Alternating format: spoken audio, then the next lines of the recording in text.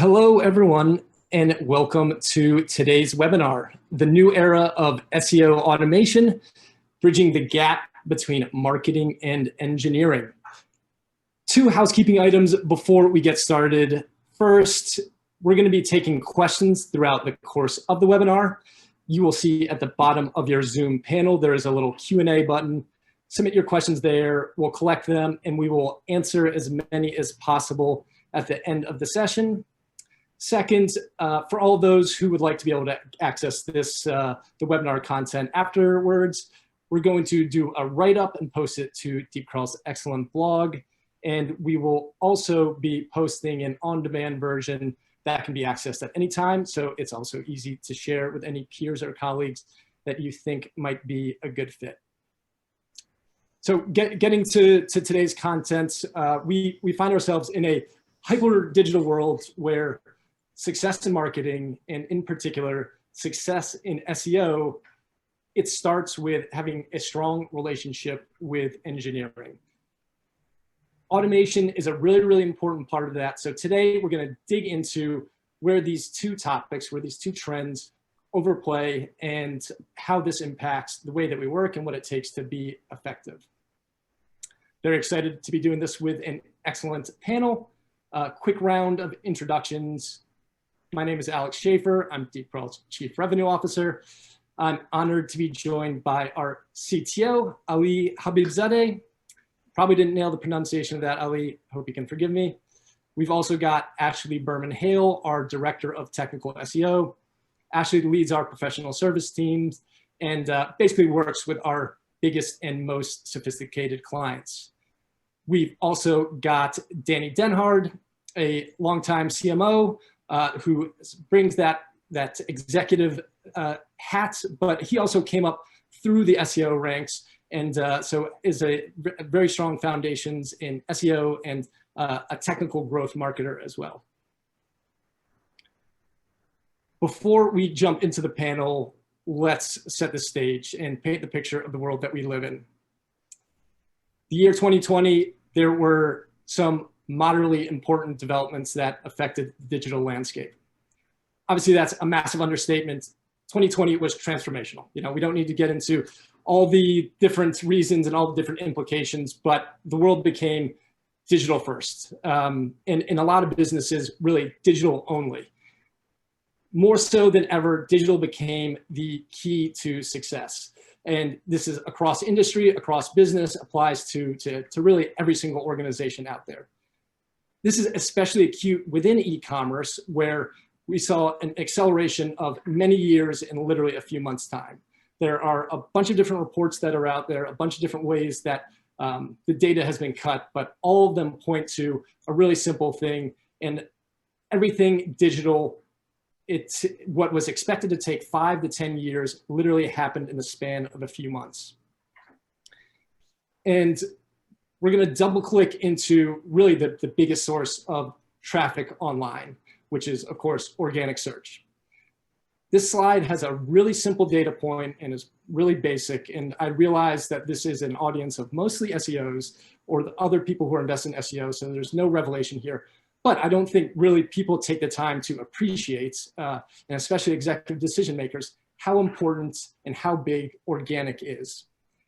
Success in digital starts with organic. This is the biggest opportunity, the biggest lever, the biggest pool of traffic for growth. It also represents the biggest source of risk. If you're not investing in SEO, then you could potentially lose a huge portion of your traffic. And inevitably, every single year, there are a number of horror stories where this does happen. So let's go a little bit deeper into how you invest in SEO and what it takes to be successful in the organic channel, especially in 2021. And really, there is this topic of automation is hugely important. Effective SEO in 2021, it starts with automation. It incorporates a huge part of automation. SEO is inherently a data-intensive, multidisciplined, and highly dynamic practice. The best SEOs are using automation to handle all that is rote. All that is automatable, basically. What this does, it frees up the humans, the SEOs, to do what humans do uniquely well, and that is be strategic, be creative, and drive execution. And really, this is kind of an evolution that we at DeepCrawl are seeing within our client base and within our market of an evolution between legacy, reactive SEO to more modern, preemptive SEO, where you're taking away all the manual tasks. An SEO and SEO team isn't just inundated with things to do, and instead they have the technology, they have the process in place to think freely and to think about the big picture and to drive their work accordingly.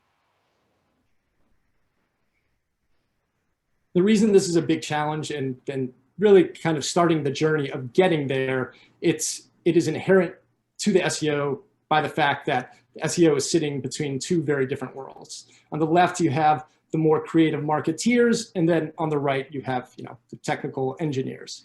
And what an SEO is tasked with doing is really understanding the left side, understanding what it takes to drive digital performance. So traffic conversions and whatever it is that translates to revenue for a given website. And then translate that into really quite precise specs for digital assets that the engineers then go and build. So sitting between two quite different worlds, requiring quite different skill sets and using very different language, and then bringing those two things together to create and really drive success, to do all the things required to drive success. And what the kind of double clicking even further, drilling down even further, what is the challenges of that start with kind of the tensions between the different departments. The CMO, the marketing organization, they are measured by their ability to drive revenue, to drive growth, and all the ways that they measure ROI, it's pretty short term, 1 or 2 quarters. They're also at the forefront dealing with the market, so they need to stay in lockstep with the customers. And they also, of course, need to stay ahead of competition that is constantly doing things and innovating as well. The SEO then translates all of that into really specific actions. They get a budget, they usually fight for more budget, define what needs to be done, figure out the tasks, figure out the activities, and then they assign that to different departments. Usually it's passed on to different teams to actually then go and do the work. The CTO, the engineers, they're obviously doing all the technical work. And the CTO, they are tend to be thinking much longer term. Their time horizon is over a few years, where they're building out all the technology that is needed for the business to be successful, not necessarily just in 1 or 2 quarters, but over the next few years into the future. And they're doing all this while trying to satisfy the short-term needs of marketing and other business units, with those needs changing pretty quickly, fighting against technical debt, which eats up over 40% of their developer time, according to a number of studies out there. And then also keeping a finger on all the ways that the business can be impacted by risk. And really what that is translated to on a website when it comes to SEO is all the things that can result in sudden drops in traffic. So put these two things together, put the organizational challenges that just laid out, combine those with the technical challenges that we're facing in a digital first world and a rapidly evolving technology landscape. And you've got really big, really complex, really thorny challenges that it takes to be successful. So I'm very happy to have this group of people to bring a well-rounded perspective on how you untangle those challenges and start taking action and driving results. So without further ado, I'm going to stop sharing. I'm going to get out of the presentation and stop sharing my screen and bring our panel into the mix and start things off. Ashley, I'm going to kick it over to you as our representative from the SEO world.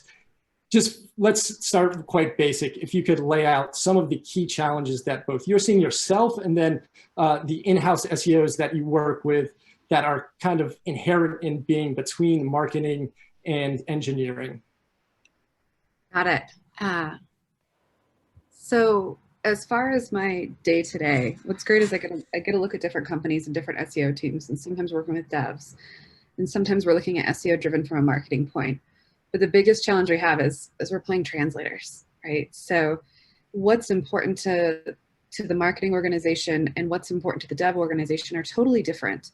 And what we end up with SEO is often having to bridge the gap, but the goals are about the same, right? Nobody in development wants to build anything that people aren't seeing and getting their hands on and enjoying. And marketing wants to get the site and the product into the hands of more people. But the biggest thing is just bringing those two goals together in a language that everyone understands. So we've got budget and we're making the priority list. Let's see. That's a good start. I think it's a good yeah. More.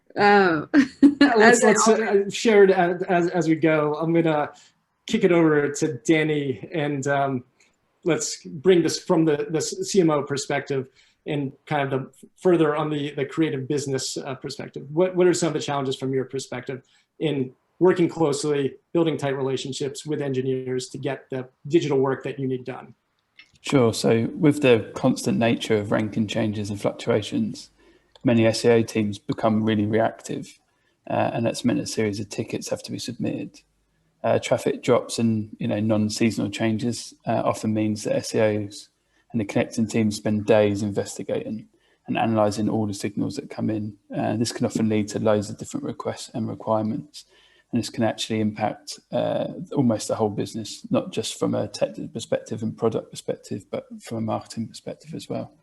So tech teams often work in more agile ways, and typically in sprints, in 2020, 2021, it's quite difficult to react and hold on constant changes and to slot into future sprints. So even the most agile dev teams can't just slip in more and more SEO requirements and more tickets. And, as we all know, SEO is quite complicated by nature and in nature. So all of this can impact productivity, the flow of the business revenues, and importantly, other product rollouts. I'd say that we've got, either saying that always be marketing, always be auditing. So there's never any real surprises. So what I'd say is we've got an array of tools at our disposal nowadays in tech and in SEO and in product. So it's really important that we become truly cross-functional and share those. So even with code changes, reductions can massively impact performance, and it can be almost instantly. So keeping in mind and having open and transparent comms is essential for a quick win in developing those relationships. So even in the future where people are talking around no code future, there's always going to be a demand for SEO, for product, for tech, and for engineering. Absolutely. And that feeds well into just Ali rounding out the different viewpoints from your perspective, from being the CTO in charge of a big development team. Of course, but before I get into that, I would like to mention that your pronunciation of my name was impeccable. No problem there. So it's good. It's all good. That was all I was thinking about. So thank you for leaving me with that. I thought I'd make that clear. But I think there is like the cross-functionality aspect that Danny was mentioning to me is important. SEOs are a special breed of people. They are creative. They need to be able to talk to marketeers. They need to understand a healthy amount of engineering practices. They have a good level of understanding of the whole domain. But in terms of the three circles that we're showing, marketeers, SEOs, and engineers, there is a dotted circle that we kind of missed to mention there, which is the product team, I think.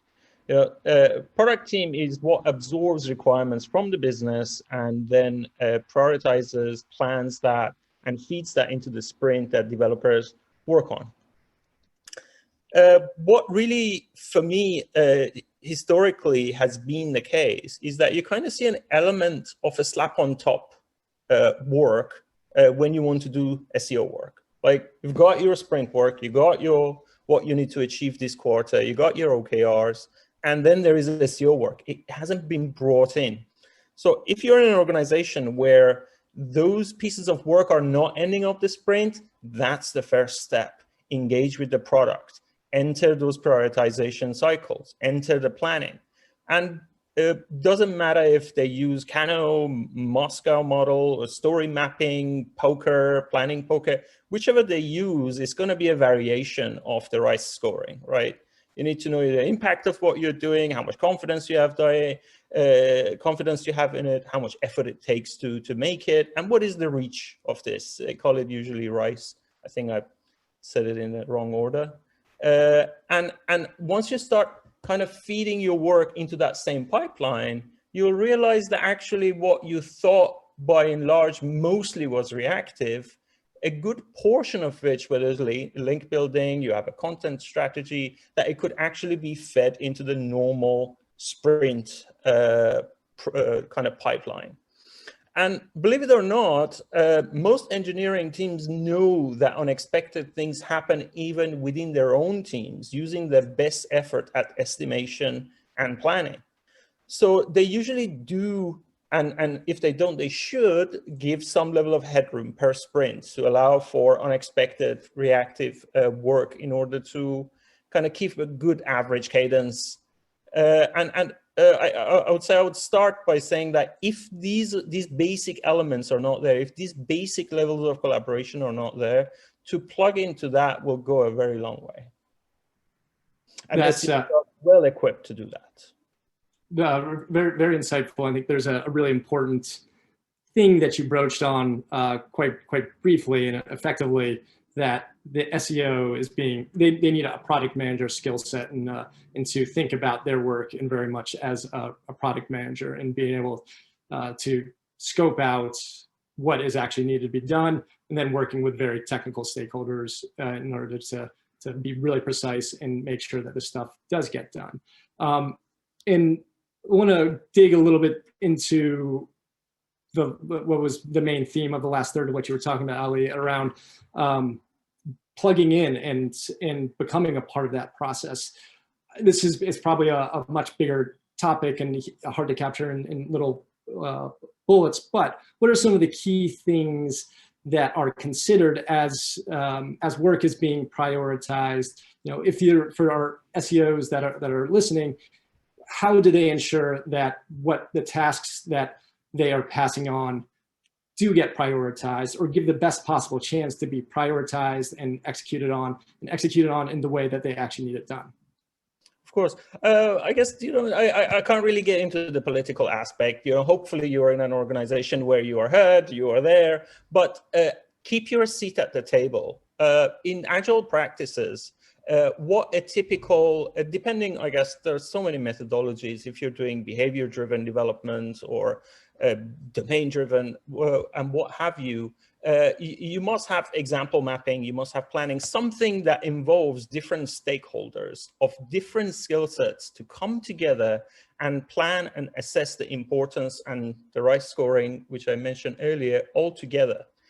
As I said, SEOs are well equipped. They should have a seat at these tables. They need to talk to the QA engineers. They need to talk to the developers. They should be the people who actually author the user stories.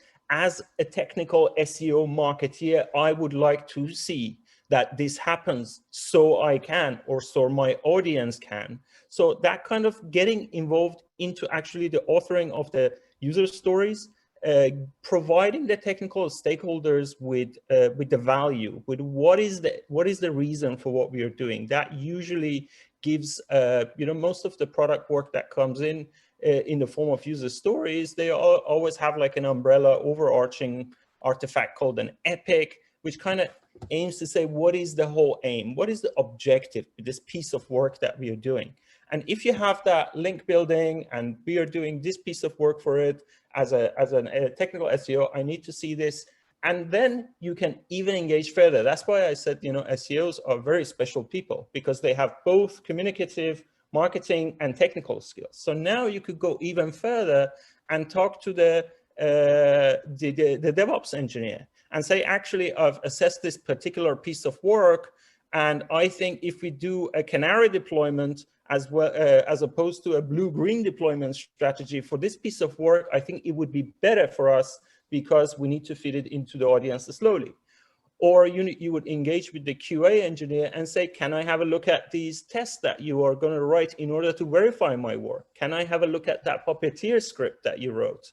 Can I have a little look at that jest test? How does it test the links in the HTML? How are you extracting that attribute? These are things that is bread and butter to SEOs, and they could actually get in there and ensure the qualities of these tests, deployment strategies, and that kind of opens up to the whole new modern world of continuous integration, basically. Yeah, that's embrace the continuous integration, engage with this. Let's distill a few of those. So to just there's a lot of good insights. Make sure you have a seat at the table, and then basically you have to really understand how a engineering team works, plug into it, and be as prescriptive and kind of organic in the way that you're able to do the things, write the epics, as you said, or do everything. I did not use the correct language there, but to be there and to actually be able to get your hands dirty and shape the work that the engineering's done. Actually, we had a chat the other day, me and you and Alex, and I was using the metaphor of important contracts. And this is, I wanted to draw on the ubiquitous language idea, is that, if you're at the table and you're able to describe what you mean by different terms, because developers might not be familiar with that. They might not understand the meaning of that. And if you don't understand the term someone uses, God help communication is broken. Objective overall. Yeah. So, the first great step is to be there and kind of define common terminologies. Right, that common vocabulary, build that common vocabulary. Yeah, I think that this is absolutely huge. I want to Danny, you had an interesting experience in creating a growth squad that is quite in line with this challenge. Maybe you can share a little bit of that and share some insights that you took from running the growth squad. Yeah, sure. So a couple of years ago, I was on the leadership team, and I noticed a step change between the product team and the roadmap that they were going on, the long-term product roadmap, and actually the marketing requirements that we had. So I was in a privileged position where I could pitch in and develop a dedicated growth team. So when we were developing out the growth department, we co-developed a number of principles which we'd stick to and would dedicate a set of talented technical staff, so engineers and developers. And what we enabled us to do is work in 2-week sprints. And that would be deliberate. So we'd be very deliberate in demoing what we were doing. We were going to get buy-in from the whole organization. We opened up our stand-ups to anyone that could just turn up. And obviously now in a remote world, a remote first world, it would be on video camera and on Zoom or on equivalent. And essentially what we did was we're very deliberate in our roadmap. We broke it down. We broke down halfway through the sprints. We'd demo everything that we were doing, and even in the leanest possible way. So we'd explain it in the most deliberate way that we could and give people different examples and explanations. So getting that buy-in, like Ashley and Ali said, is so important. But what I'd say is, and the core learning for me was getting the working out in front of people. And that really builds trust, but also builds affinity to what you're trying to achieve. And testing is standard nowadays. So, we use an A/B testing methodology, and it was clearly defined and followed by all parties, and that would ensure everyone was on the same page. And then what we also learned very quickly was by offering a dashboard that everyone had access to across all of the business was really important. So we shared all the important metrics, all the signals, so people could provide their own interpretation of what was happening, but we could centralize the views and also explain that. So it's really important actually that SEO were at the table, social media at the table, product development, engineering, sales, all at the table, and all speaking the same language and all working through the same list. That's excellent, and good reiteration of a number of Ali's points around building the common vocabulary, making sure that starts with making sure that as an SEO, you do have a seat at the table, finding a way to get a seat at the table and bringing all the people needed to get stuff done together and working together with a common vision. I'm gonna change the direction slightly around instead of talking about how to do it really well, let's share some of the horror stories of when there was this misalignment and not done well. Who would like to share one of the situations where something got pushed live that shouldn't have been pushed live and had anywhere from adverse to tragic impact? The story of an SEO's life. Yeah, I have a few ideas. Before I do, I just want to say this is such, everyone who knows me knows that I'm super sentimental and care a lot about empathy and the human element. I'll try not to cry on this webinar, but being able to hear the CMO and CTO perspective talk about how important SEOs are and have a seat on the table, amazing. We spent the first 15 years of our life being a goddamn nuisance and knocking on doors all the time and pissing people off. So this already is a very, very cool way to take SEO to the next level. As far as some of the disasters out there, I think two to me that always stand out are having developers execute something that is technically correct.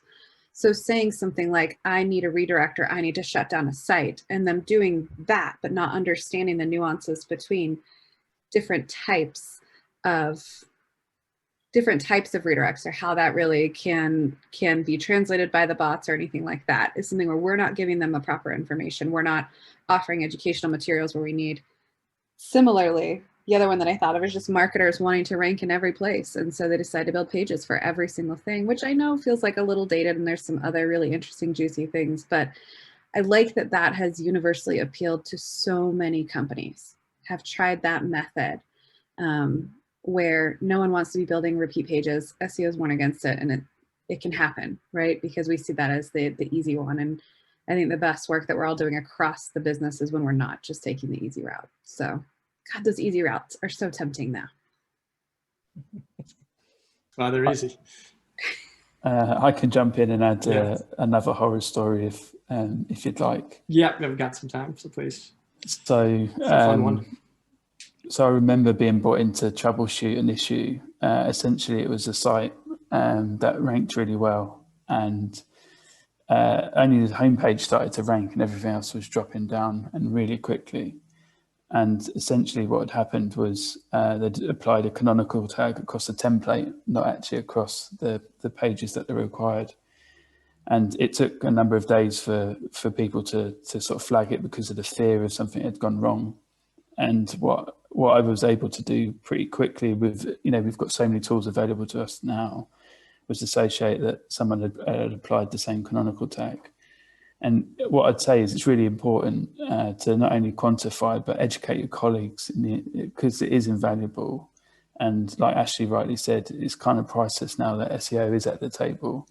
But because of how much revenue is driven from a number of different departments, but a lot of really big companies overly rely on SEO, so it's really important to do that. And something that we learned really early on is actually talk through the ticket. And what it transpired is it wasn't the developer that had the problem or product; it was actually the way the ticket was written.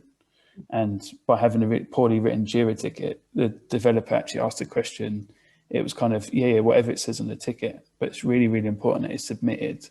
People understand the problem and then any potentials. So I know with automation, some of this will actually be flagged in the tool, but it's really important to understand that silly mistakes or silly Jira tickets can actually ultimately really impact the business.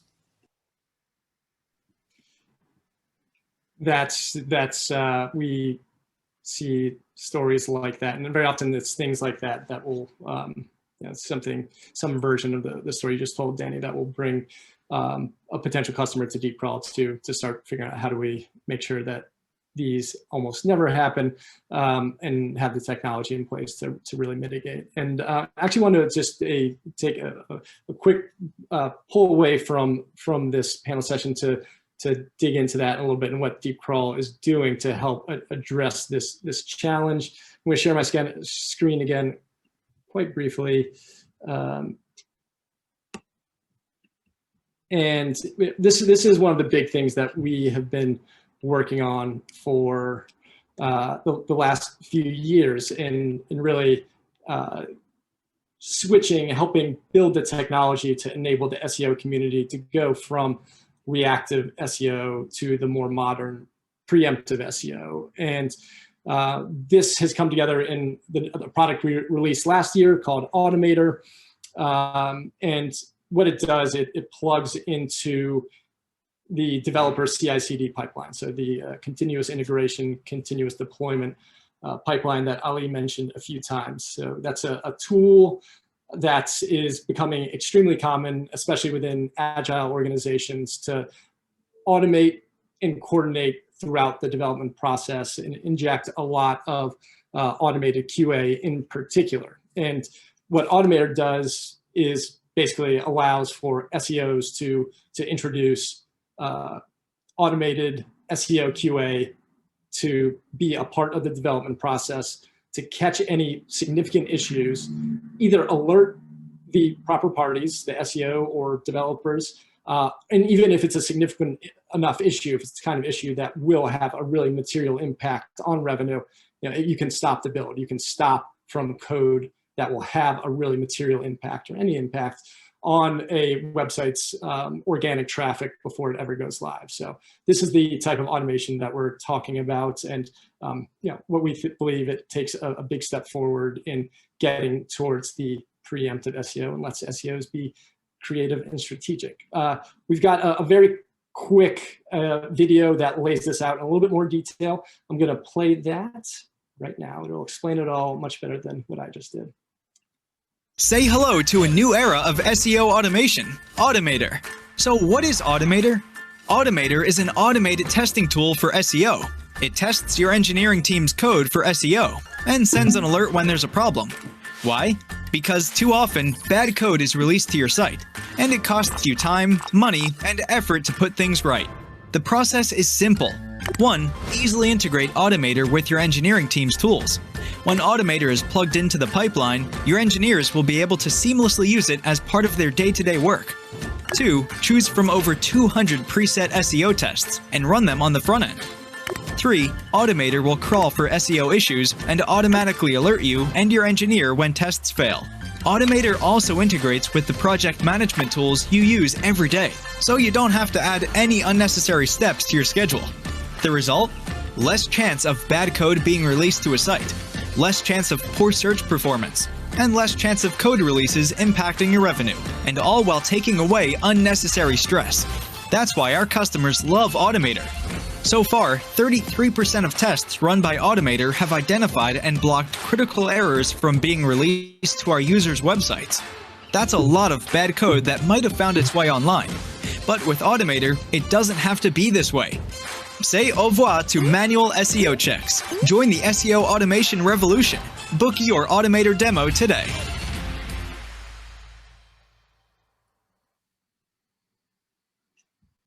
All right. Not making you listen to that again. Don't worry. Whoops. Say hello to a new era. There we go. Last data point before we go back to the panel, really just accentuating this challenge and the importance of getting it right. And the IBM did a big research study and determined that issues caught pre-production before they go live take 15% of the time to fix. So basically that means when you're catching issues pre-production, they're addressed 6 times faster. That means it's 6 times cheaper because of the resource that's saved. And it's also allows you, the SEO, to get 6 times more done. So with engineering resource, with development resource being the biggest bottleneck of SEO today, one of the biggest bottlenecks, this is a really powerful solution to help with this. And the initial feedback that we're getting from our clients is extremely positive in taking away a lot of the tedium and the rote work that needs to be done. And if not done, you get the types of stories that Danny and Ashley talked about. So let me stop sharing again and get back to these smiling mugs. And I'm gonna pose a question to you, Ali, first around if you're able to introduce more of this automation with when it comes to SEO. What's going to be the impact on your organization? What's going to be the impact on your QA teams in their day-to-day? You're on mute, Ali. Yeah, sorry about that. Well, it would be heaven. It would be amazing. Why? We worked so hard to come so far from the era of manual testing. We all remember we used to have so many people clicking through interfaces, click on this, click on that, and then have sheets of making sure everything works as expected. Luckily, time has come by, and lots of automation tools are available. What's really important to developers when they work day to day is what's known as the feedback loop. Okay, I need to be able to make changes, very quickly get feedback that they work as expected. When we say work as expected, we are talking about multitude of topics these days. We're talking about security, accessibility, performance, content, functionality, etc., etc. There's no end to the verification levels that you can have. So we have this continuous integration pipeline now, which basically is an event-driven architecture that everybody collaborates using pull request, committing to the main branch, and each of those different branches associated with events that fire your checks. You have your checks and balances firing, reacting as the developers is doing its work. And the QA team is focused on ensuring that those checks and balances are meeting the requirements of the product team and subsequent requirements of the business, but also they are developed correctly and they follow best practices. So as soon as there is a new subject matter on the block, that's not going to be any different to any of the other stories like security and performance and content and functionality. And preferably, if you want the most effective way, after you communicated with the product team, after you got your user stories on the sprint and it was done the way you wanted it, now you want to be able to verify the results of what you've done and that what has been developed is exactly what you expect. And no other method has been proposed as of yet better than plugging and integrating your requirements verification as test cases in the continuous integration process. Whether it be a pre-prod, the pull request level, or you might also have a production level testing, which of course you would always have that because sometimes what you're testing, the scalability of the machine that is serving you is also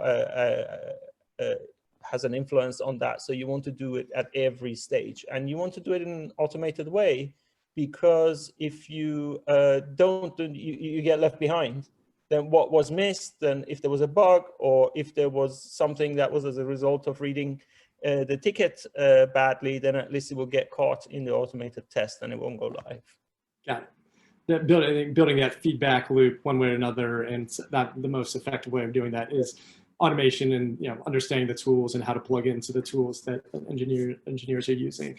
Let's turn it over to let's work our way to the other side of the spectrum. Ashley, from an SEO's perspective, getting this type of automation involved, catching more of the kind of bread and butter technical SEO issues that you always have to be looking out for.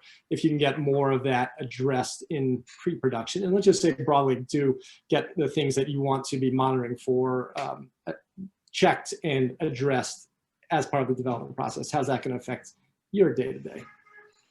So I don't like to say make my job easier, because there's always something an SEO can be doing, but it allows me, when I'm looking after a site, to make sure that there's some insurance policy on the revenue and performance, which helps me sleep easier. But the bigger point is these kind of small minutia type checks that can have big impacts take a lot of time. So more meaningfully, I can then spend that time doing more critical thinking tasks, finding ways to speak to customers, finding ways to empathize and understand developers, and just do better things. So aside from it being an insurance policy, helping me protect the sites that I love and that I work on, I think it's just going to elevate SEO in general, because I'm taking some of that weight off our plate and allowing the SEOs that are on a site to use their big, beautiful brains for more creative projects as well. Do better things. I like that line. More automation results in doing better things. Great summary. Danny, close out the loop. Give us the full perspective. CMO, that you can bring this, this level of this layer of automation. How is this going to impact you? It'd be great also if you comment, just thinking about ability to drive actual performance. Driving revenue, the bottom line metric that matters most. I think there's sort of two ways to look at it, really. There's the trust factor, which is to enable a lot more trust between all of the departments. They'll understand a lot more of what's going on, what's expected, etc. I think a little tip just for everyone that's joined is that if you're working in an environment where you can join a stand-up, is join as an observer. So see the flow of the stand-ups and then add value to the tickets that you're connected to. And when this is updated, because this will be invaluable not only to you but to the people in the stand-up and working on your project. I think one thing that's always really important is show your workings out and map out the benefits and show it from a potential influence perspective. Revenue is really important. Like, that goes without saying, but I think something that's really important is it doesn't get technical people out of bed. Actually being able to release something but see users and a huge amount of users be able to have a benefit from that feature is really important to them. I would say just understand the motivations of your colleagues, the performance and the revenue in any given organization. So for me, it's showing the cost is essential, but know what the motivations of your tech team are. And that will come through when you use a tool like this. And I think actually it could be competing against other people's OKRs. So this will help you, speed up the process and also reduce some of the friction that happens when you have to balance and juggle all different tickets and all different priorities when it's thrown at you. And sometimes I just, finalize this point on some people want to be internally famous. So the political side of it, Ali didn't want to mention it, but I'll bring it up from a CMO perspective, is some people actually want to be internally famous. So that means often being quickest on internal metrics or what the rewards come to the teams. And it's as much about performance and revenue. So if you can make other people internally famous by, reducing down the friction or add in some safety measures, this will really A, impact performance, but B, help build those relationships that people desire within internal organizations. Yeah, I think that's two really interesting things you said that are just thinking about making, whether someone wants to be internally famous, whatever their goals are, whatever their OKRs are, how does it build into that? But something that is an interesting comment that coming from you that wasn't raised yet is that a lot of SEO tickets are mundane development work. It's not the stuff that gets engineers up out of the morning and gets them excited about the work that they do. So the more that can be reduced, the more that the more that the nuts and bolts corrections that need to be addressed, the less that the less that those are the JIRA tickets that are being chased. I think that's going to allow for more impactful work and better relationships as well. We're running close to the end of our time. If there are any questions, please submit them quite quickly. We've got one question so far about Automator, specifically if it's compatible with particular e-commerce platforms. It is agnostic when it comes to e-commerce platforms. It plugs into the continuous integration tools. So as long as the continuous integration tool is used, we can plug into almost all of them. So it's extremely flexible, plugs into almost any commonly used technology. And even if you're not using a continuous integration pipeline, there are different ways that we can plug into the development team's infrastructure. Great. So one other follow-up about ease of implementation and what engineers need to do in implementing Automator. That's a good one to dive in. At a very high level, it's extremely quick and easy to implement. We've got everything up in GitHub, and it's really just a lot of copying and pasting. We've found that the technical setup can be done in an hour-long meeting as long as the right people are at the table, which is usually DevOps and whoever is overseeing CI within a engineering organization.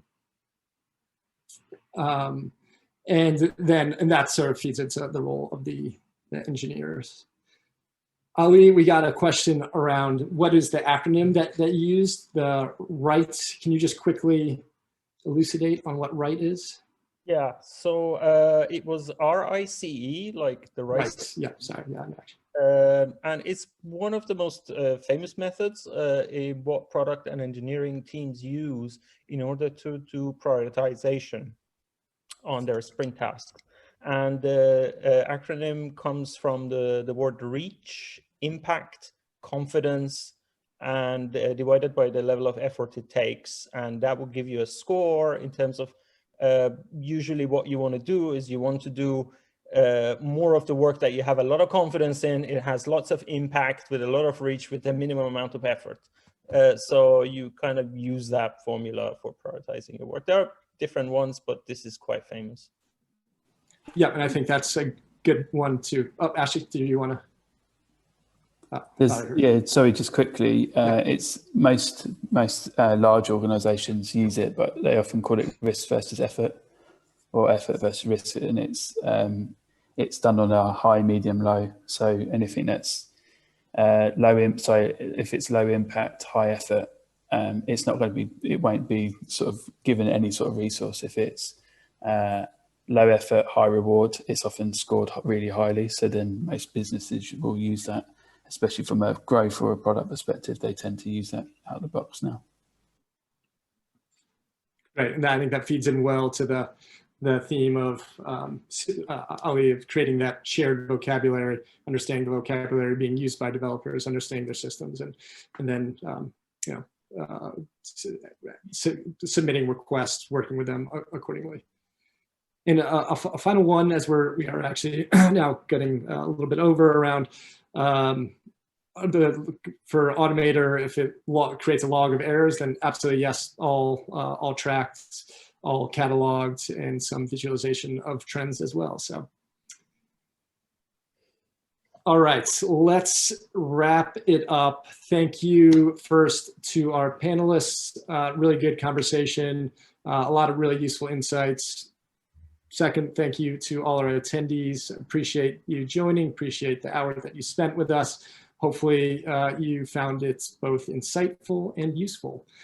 There will be the follow-ups I mentioned. Actually, let me share my screen with just what's going to happen after, so you have the visual and don't just have to listen to my voice.